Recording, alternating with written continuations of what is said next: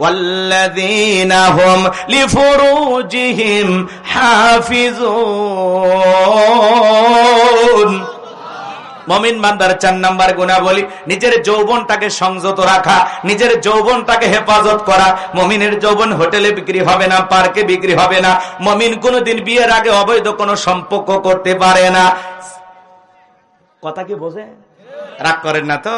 ওয়াল্লাযীনা হুম লিফুরুজিহিম হাফিজুন। আল্লাহ বলেন যারা নিজের যৌবনটাকে সংযত রাখে, নিজের যৌবনটাকে কন্ট্রোল করে।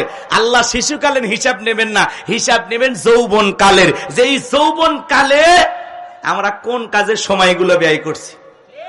ভালো করে বোঝেন, এদিকে এদিকে আমার দিকে তাকান, আমার দিকে তাকান। মন খারাপ করতেছেন? বৃদ্ধকালে লম্বা সময় রুকু করা যায় না, লম্বা সময় সিজদায় থাকা যায় না, কারণ বয়সটা বেশি হয়ে গেছে, কষ্ট হয়।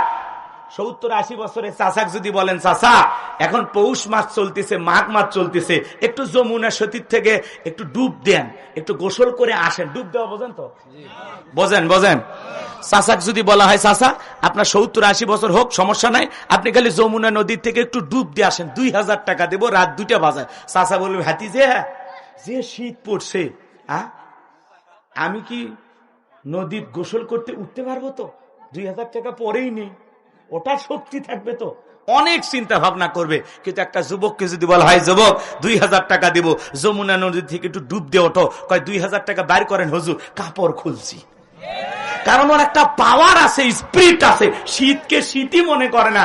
যুবক মানুষ শীতের দিনেও স্যান্ডেল গেঞ্জি পরে ঘুরতেছে। কথা কন, কারণ বয়সটাই গরম, বয়সটা কি।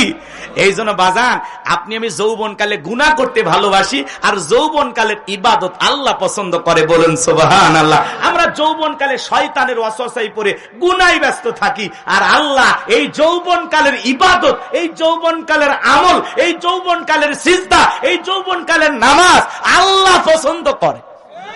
আল্লাহ যদি আমার যৌবনকালের ইবাদত পছন্দ করেন, তাহলে আমি আল্লাহকে ভালোবেসে আল্লাহ যেটা পছন্দ করে সেটা করার দরকার আছে না নাই?